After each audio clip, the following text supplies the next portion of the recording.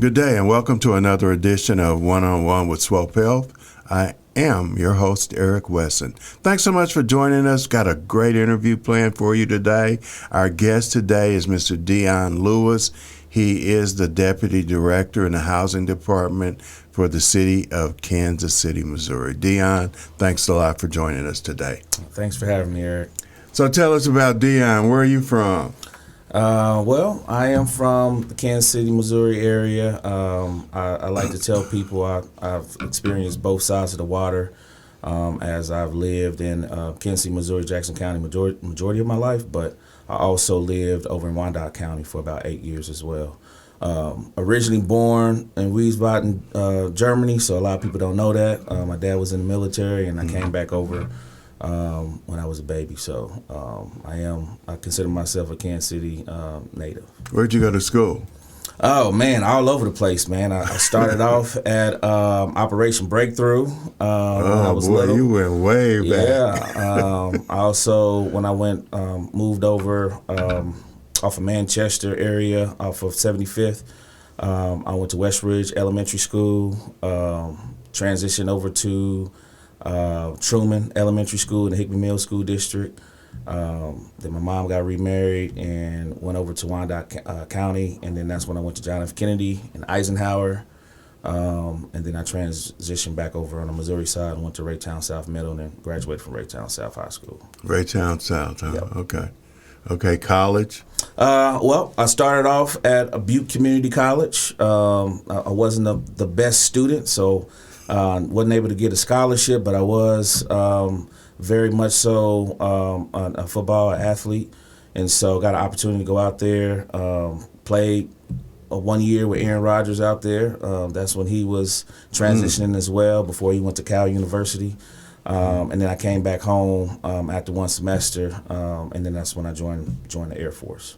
Okay. And how many years did you do in the Air Force? I did 10 years in the Air Force. Well, you were at the hump. You should have stayed them other 10 years and get a check for the rest of your life. Yeah, most definitely. And then really going back to that college experience, when I joined the Air Force, a lot of people don't know, but the Air Force is the only branch that has its own community college. So I actually graduated from Community College of the Air Force with 2 associate's degrees. And then I continued on with my bachelor's and my MBA from Mid-American Nazarene University. So. Okay. All right. So you came back to Kansas City, did some things, wound up in the Kansas City, Missouri Housing Department. Yes. So tell us about the experiences that you've had in trying to build a housing department for the city, because for a while it was in receivership. It finally got out of receivership to where the city controlled us. So tell us about that journey, or when you stepped in that journey. Yeah. Well, if I can talk a little bit about how I even got to the city. I mean, when I got out the military, I was in education for 5 years. I taught at Ruskin High School, football coach, personal finance teacher. I dibbled and dabbled a little bit into real estate at that time as well with Reese and Nichols. And then I got a part of a program called REAP KC that was brought when Mayor Sly James was in office, and met some amazing folks there. And I got introduced to the Kansas City Partnership Program, in which they were doing an initiative with the airport at that point in time. And so got in, and I met some people from then HRD, now CREO, that interested me into joining the city, overseeing the Minority and Women Business Enterprise Program, and also the workforce for the whole city, specializing in statutory agency projects through EDCKC. So that really got my feet wet as far as within the city. My background working within the urban core, always having that customer service, mindset first, and really kind of educating people through the processes of, whether it's getting certified, whether it's, how to reach goals, maintain goals, and just really know how to navigate the city's process. And so I matriculated to the housing department in 2022, helping out to oversee the CCD program. and really hit the ground running with that. CCD obviously was a great initiative to bring to the city, especially to plug money into the urban core for economic development. It just needed to get have some guardrails around it, so to speak, and kind of help elevate it and grow.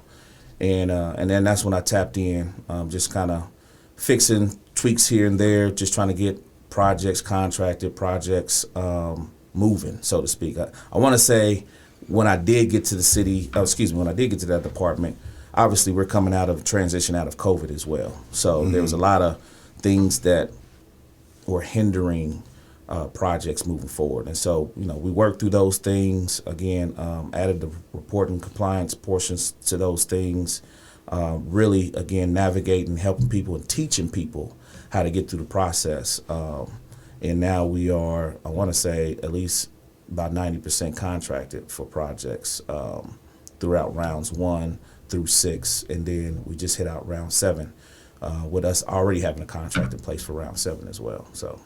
And so for people that don't know, CCED is the Central City Economic Development Fund. That is the eighth of a cent sales tax that people pay when they buy things in the city. Correct. And it funds development projects from Paseo to Indiana, from Independence Avenue to Gregory. 9th Street. Ninth Street. Yep, 9th Street to 9th Street, Yep. okay. So doing these projects, I guess we can start there. There was a lot of, it seemed like foot dragging when it comes to the city and getting that project going. So now it's running a little bit smoother. Money is getting out. How has it impacted Kansas City?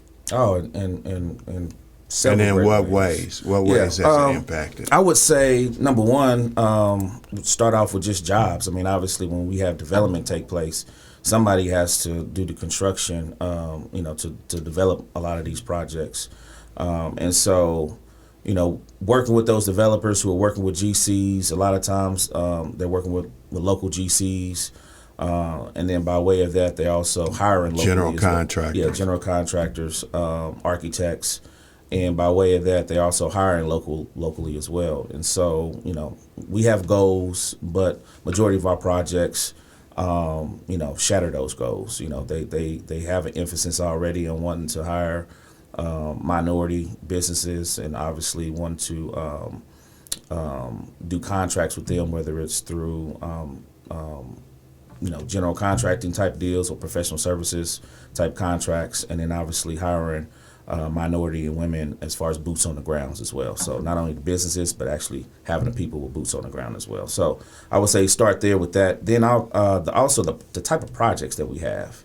We can start off with round 1, obviously with KD Learning Academy, providing that 24-hour daycare, right smack dab in the urban core, right off of 25th or 22nd and Prospect. So that is vital. Not only to our community, but specifically for those individuals that need childcare, no matter what time of the day it is, because they have odd jobs that families have to work, unfortunately. So, and then you can move on to the type of housing. There's a lot of senior housing projects that are being put up for individuals that are aging out of their homes or needing a place to stay as they transition and get older. And so I would say those are some of the projects that, like I said, are very important to the community as we continue to find ways to develop the community in future rounds. Before we started with the podcast, it seems like it's a lot of senior housing is going up, and as Kansas City gets older, and then in the urban core, it seems like it's a lot of senior housing. But when you get into the downtown area, it looks like that's earmarked or geared toward younger people because they have that community there. Do we have too much senior housing to attract young people to even move to Kansas City? No, I think there is a demand and a call for senior housing. I don't think we have too much. I think we have a lot of development opportunity throughout the city, period. Obviously, a lot of people want to come downtown because it's closer to a lot of the things that they may like to do as far as entertainment, restaurants and things of that nature. And we're in a good space to where we're redeveloping properties. We have a lot of empty lots. So I don't think, it's an overfill of senior housing. You got to understand as well, older individuals are not wanting to maintain bigger homes. Right. So really just having something that is going to be convenient for their lifestyles as they transition. And so I think it's an equal playing ground. I think the main thing is that, as we develop housing and we talk about proximity, we want to keep people that are used to being, in the urban core. So, not necessarily transitioning senior housing out in the outskirts to where, they may not be used to. So if we try to normalize having and growing senior housing where these individuals know the areas best so they can still, go to their stores or visit family as they're used to doing if they're able to do so. Okay. And younger people want the entertainment, the restaurants. Yeah. Younger people want that. Sometimes, depending on where they work as well, it may be convenient, especially if they live downtown as well. But as we already know, a lot of the entertainment is downtown area, whether it's the Crossroads area, whether it's Power and Light. Obviously, 18th and Vine is in the neighborhood as well. So a lot of people like to be around those attractions, and we got tons and tons of restaurants. They definitely want to live within the downtown area as well. So the CCED tax is going to be up for renewal pretty soon. Do you think enough progress has been made with it to where people would say, okay, we're going to try this one more run? Because before it seemed like it was a lot of bottleneck and getting people to understand how that process worked and for the city to come up with the language that they needed to getting that process work. So you think it's running a little smoother now? Oh, it's way smoother. I would say, and this kind of give you a little bit of context of where we're at right now. We've actually transitioning the CCD program over to the EDC KC. Mm-hmm. And so putting in a wheelhouse that already supports economic development in the tools that will also help projects, develop faster, so to speak. So with that being said, we laid the foundation. We created the process, the program, from the RFP process to the contracting process, the awardee process, the monitoring process, all the way down to the closeout. We put those tools online as well, so making it very easily accessible. Really having a customer service focus on trying to get these projects through the humps, really providing technical assistance as needed. And so part of that process is really making sure that we have quality projects that are going before council that they can approve and that we can be confident in them completing projects and, pretty much pouring back into that community.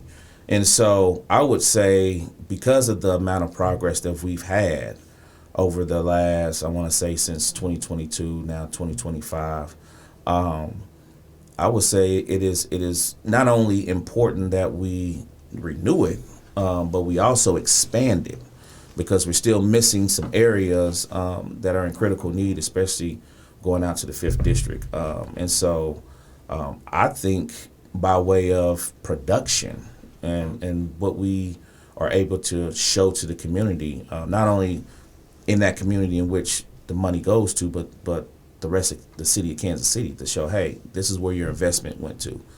These are the things and people it's impacted. This is how it's been making our city that much better as well. I think we got a great chance to renew this as well. It's expanded as well. Okay. One of the ones that I always watched going through that CCD funding process was Emmanuel Child Development Yes. Center on 47. Most definitely. And, well, it's on Martin Luther King Boulevard. Yep. I always watch that project from start to finish, and I think they finally got the end of it done, because there was something that was in the beginning that needed to be done. It was fencing. Because of the proximity where the playground was at, and where the traffic was at. They needed a specialized fencing, sound barrier, so to speak, for environmental issue more so. And so they got that. They came back CCD, got that money, got that finalized. So that project is 100% complete. And then I know they got awarded in another round to continue phase 2 of that, which is pouring into their STEM program as well. So they're doing great work over there. And it's like, again, pouring back into the community, especially from an education standpoint. So when you look at it, we're going to transition into our conversation about affordable housing. Okay. And I had the opportunity last week and we just had Tracy on last week to talk about EDCKC most definitely. and what it's doing. But going into housing and affordable housing, did the tour. It was some things on there that were impressive, but there's still the question of, I know there's a formula, AMI, and all of those things for affordable housing. But what exactly is affordable housing? And I think maybe that word or that concept is kind of off to me, because what you can afford, I might not be able to afford. Correct. Or what I can afford, you can't afford. So when we say what's affordable, when you look at all the bills that you have, what is really affordable? Yeah, well, you make a great point. Everybody's affordability level is different. So I do want to emphasize that although the Affordable Housing Trust Fund is at 60% and below AMI, we emphasize as much to the most vulnerable population, which is normally around 30% and below. And so give us that in layman's terms. So pretty much, depending on income levels, there is an income level sheet that is matriculated through the different counties and things of that nature, and it tells you, depending on how many people you have in your household, what is that cutoff as far as how much you can make to be eligible for that particular level of affordability. And so there's vouchers that come through, whether it's through the Housing Authority of Kansas City, and there's formulas that's done as well that showcase what someone could afford based upon their taxes and their income. And it's also based upon the number of people that live within your household. So the higher the percentage of the affordability equals the more money that you make. The lower the percentage of the affordability equals the lesser money that you make. So we cut it off the ordinance cuts it off at 60%, because I want to say the average on the federal level is 80% and below. So we're just below that federal level of affordability, because again, we're trying to, if you look at the categories, we have housing creation, housing preservation, transitional housing, which we're trying to help people who may be either, borderline homeless, or transitioning for other several reasons as well. And then we have affordable housing in terms of home ownership and going through credit counseling and down payment assistance and things of that nature. So again, we're trying to help the most vulnerable population as much as possible. And a lot of times, we're getting projects that are working with services, wraparound services as well. So like Amethyst Place, which they specialize within, the domestic violence as well as providing wraparound services to help those families, get them where they need to be credit-wise, so they can possibly, transition back into normalcy and have some type of affordable housing as well. So in a nutshell, that's pretty much what affordable housing is. Because in the formula that's used for Kansas City, it includes Gladstone. And Yes. Gladstone bumps up the average household income, just adding their income and doing whatever formula it is they do. Yeah. It bumps up the income bracket for people in Kansas City that, that might not be able to afford $1,200 a month apartment or a $900 a month apartment based upon what they consider affordable in their household income. And so I've always wondered, is that formula or the method or the terminology even practical? Yeah, I mean, like I said, it's based upon county. So Gladstone taps into Clay County, different area. So I would say, and then you got to look at the average, incomes in those areas and things of that nature as well. So we don't necessarily oversee the formula. We just follow what's put in front of us as far as that's concerned. And then you have situations like the Midland Theater? They renovated that, turned it into condos, and they have so many units that have to be affordable housing units, and those units are extremely, just to me, just my opinion, if I lived in them, I couldn't put a king-size bed in some of these units that I've seen. It's because they look like they're smaller. But one thing that I was really interested in and liked was when we did the tour and we were over there in the Northeast, and they were explaining that building that they're going to be using the lofts. All the units will be the same. Yes. Now that's cutting edge. Yes, most definitely. Yeah, that's cutting edge. Jonathan Arnold and his team are amazing in that type of cutting edge thought process and planning. I will go back even seeing with the Midland. I know that there are standardized sizes for depending on what type of bed apartments. So like studios, 1 bedroom, 2 bedroom, 3 bedroom. There are standardized sizes that they have to abide by from the planning department.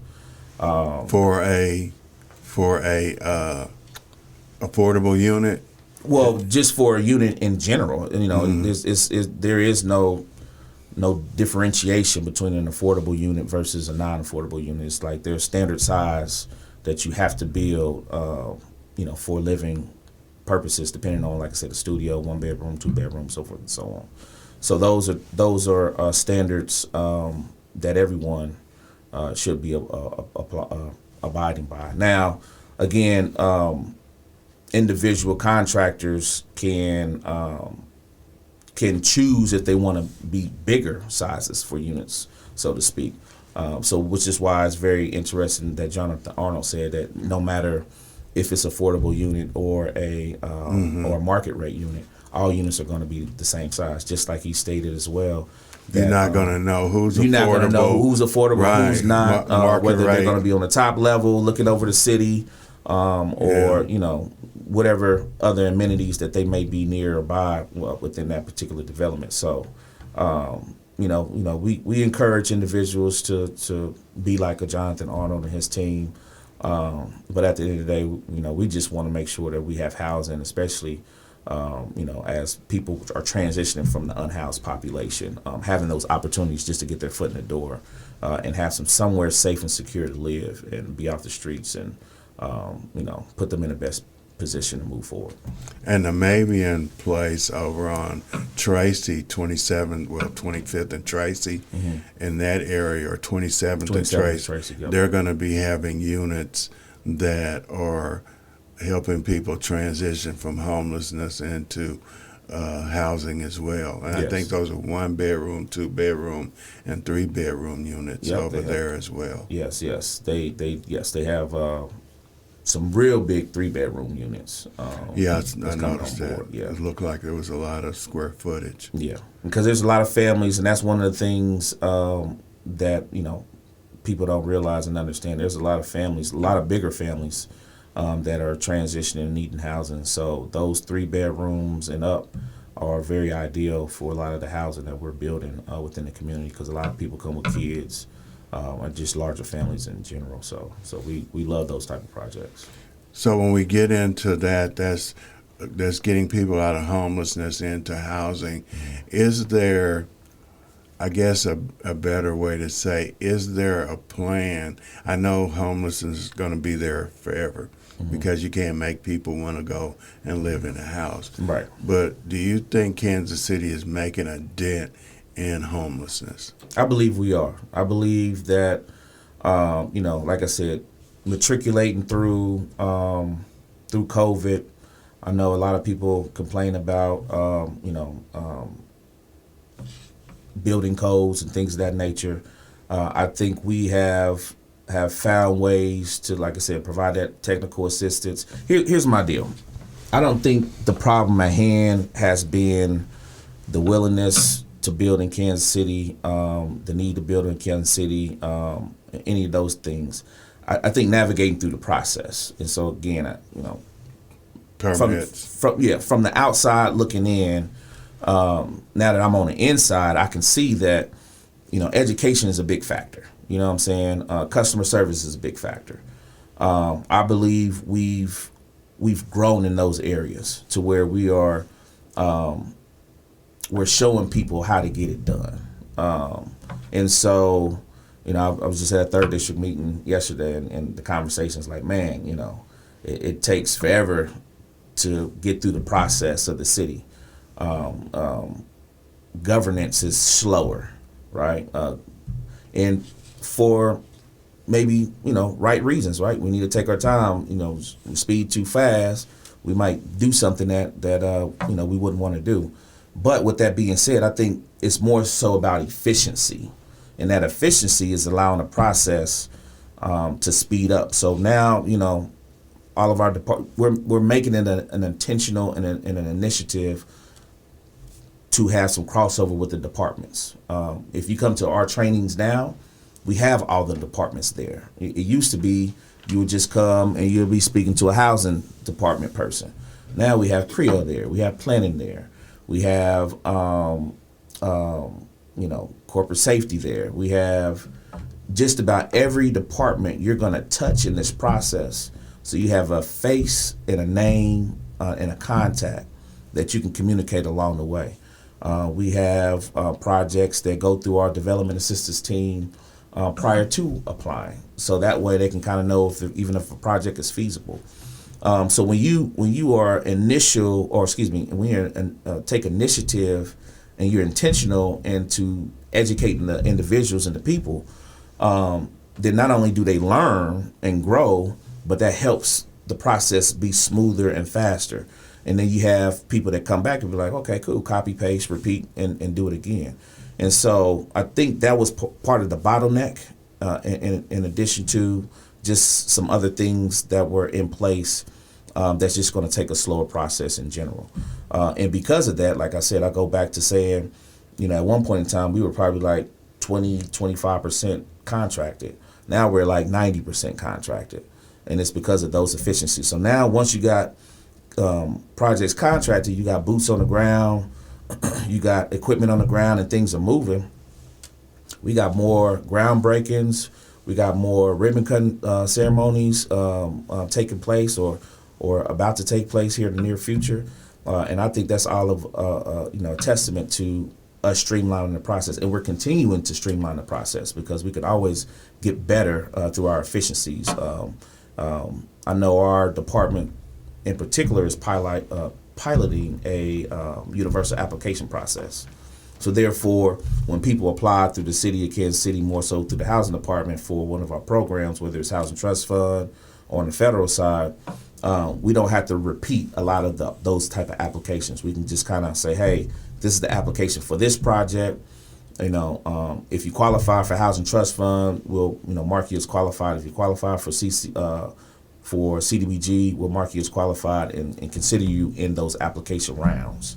Like I said, that way they're not submitting the same documentation over and over. Plus, it's transparency, so therefore we know what our funding sources as a city that we're investing into as far as each particular development. So instead of us saying, okay, cool, we know Housing Trust Fund gave this amount to this project, but we don't really know, or there's no one-stop shop, overview of what are all the funding sources for this project. So this also just gives us a more highlighted overview of how the city is investing to these individual projects as well. So we can be more efficient in allowing the council members and individuals who are researching these projects, want to know the numbers, the math on these projects, what type of investment we're giving back to the community.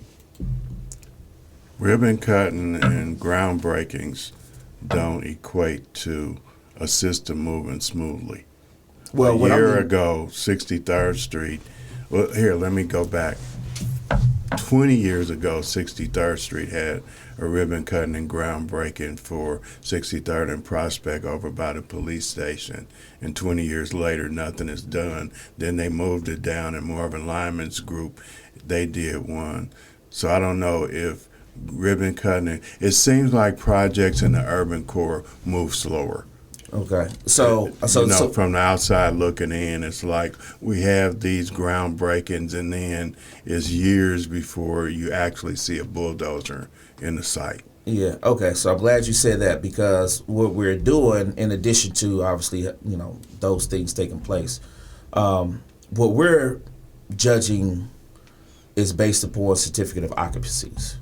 So, I mean, I said ribbon cutting ceremonies and groundbreakings. To your point, yes, you can have a groundbreaking, and then 25 years later, you get a bulldozer. 25, yeah, most definitely. But no, and you'll see a post, Eric. I'm about to post something on my LinkedIn, if not today, tomorrow. But I just drove around majority, if not all, the projects for CCD and Housing Trust Fund. And I will tell you that there is movement taking place. It's not just a ribbon cutting, or a groundbreaking, and then things are being installed. It's a groundbreaking and things are moving. I will also say that some of these groundbreakings are stalled by other projects that are taking place. So case in point, I know we have over right now, and I know they're going to work in tandem here pretty soon too. But we had the groundbreaking for the Parker. I know that's about to take place, and they're going to start building here pretty soon. But we also have the pedestrian mall in the 18th and Vine taking place as well.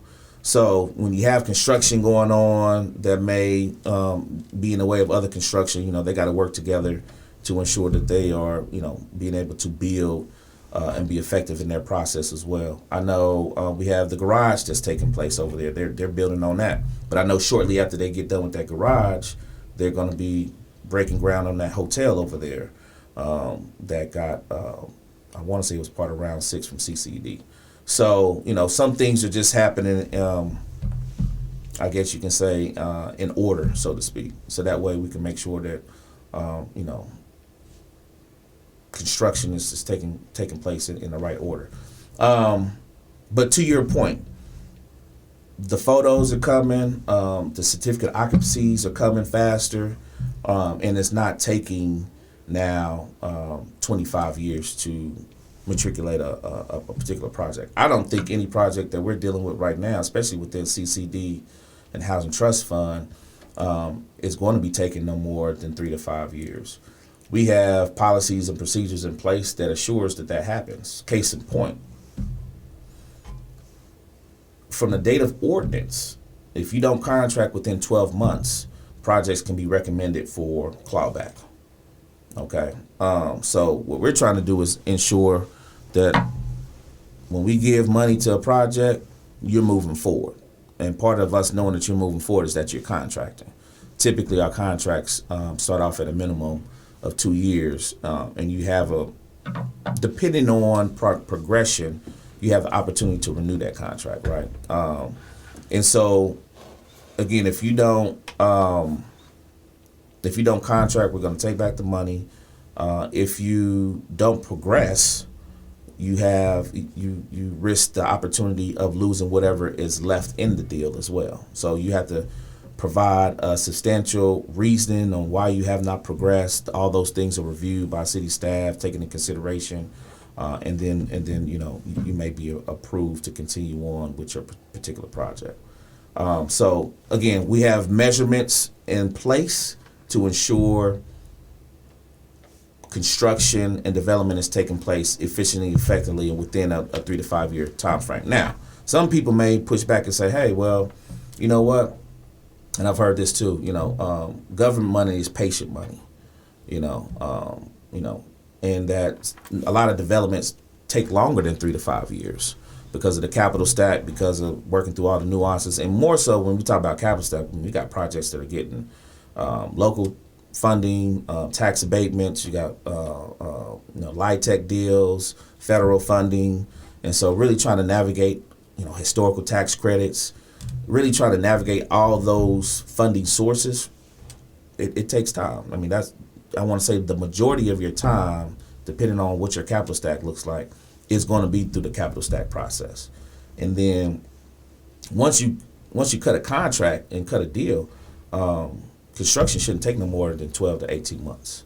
So knowing that we are, again, being more effective and efficient in our selecting process and ensuring that capital stacks are, if not 100% secure, at least 90% secure, and then we're waiting on the last piece, which is why we're giving that 12 months to go ahead and be able to contract and move forward. I think that clawback provision has helped to expedite development in a way that it hadn't been in previous years. Again, which is why you see a lot of contracting taking place. In our unit count, because we do have a unit count process, our unit count is based upon two different phases, right? From the data ordinance, which is based upon, this was the number of units that you said that you were going to deliver at the data ordinance. And then we follow that up by our certificate of occupancy. So that certificate of occupancy, so we have, hey, if we got 5,000 expected units to come on place collectively, whether it be from Housing Trust Fund, CCD, CDBG, home, whatever, well, we'll verify that number at the date of occupancy when the project is completed. So you'll know exactly how many units that we have on market versus what was agreed upon, or what was approved during the ordinance process from the city council. So those are some of the measurements that we're taking in place to ensure that we are delivering based upon what the city is expecting these development projects to do. Okay. That's a lot of technical stuff, and hopefully people can break that down into layman's. But just one thing I want to say about the homelessness as we wrap up. I've had a number of occasions to be out and talk to homeless people under bridges, in encampments.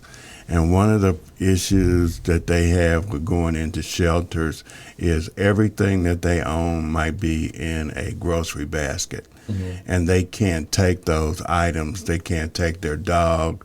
Of course, those that have drinking and drug habits, they can't do that in those shelters. That's why they stay out in the homeless situation. I see a couple over the past week, they've cleaned that car wash out on Van Brunt and I-70 because they had turned that into a motel over there.